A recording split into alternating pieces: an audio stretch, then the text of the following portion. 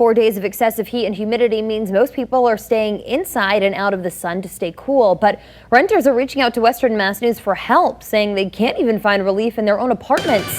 Western Mass News reporter Audrey Russo joins us live from our downtown studios with those exclusive details. Audrey? I spoke with a Springfield woman who tells me that due to a Massachusetts state regulation, she spent the last 4 days in an apartment nearing 90 degrees.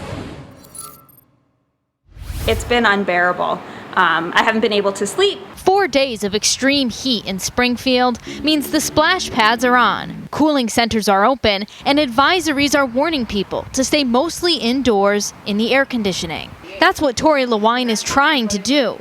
But the Springfield woman says her apartment complex, Silverbrick Square, won't turn the AC on. I've literally sat on that couch with the fan facing me, just not moving. She says a manager in her building cited a Massachusetts state regulation mandating they offer heat to tenants until June 15th. I've been told that our building, the heat and the AC, only one can be active at a time. Western Mass News found the regulation stating that heat must be supplied, giving a minimum temperature of 64 degrees at night and 68 degrees during the day, which would be comfortable during the winter months. But when the first heat wave hits before June 15th, 86.9. the regulation also says temperatures should not exceed 78 degrees.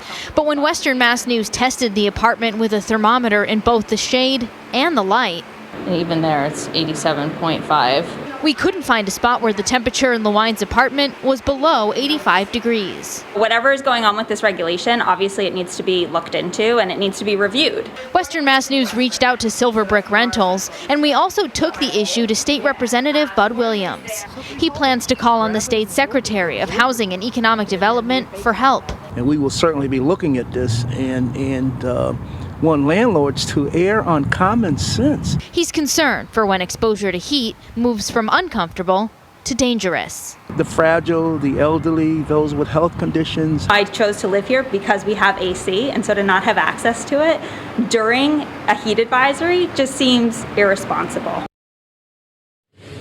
Now, we also had two residents from another Springfield apartment complex reach out to us with a similar issue. But when we checked back by mid-morning, that building had decided to turn the AC on. Live in Springfield, Audrey Russo for Western Mass News.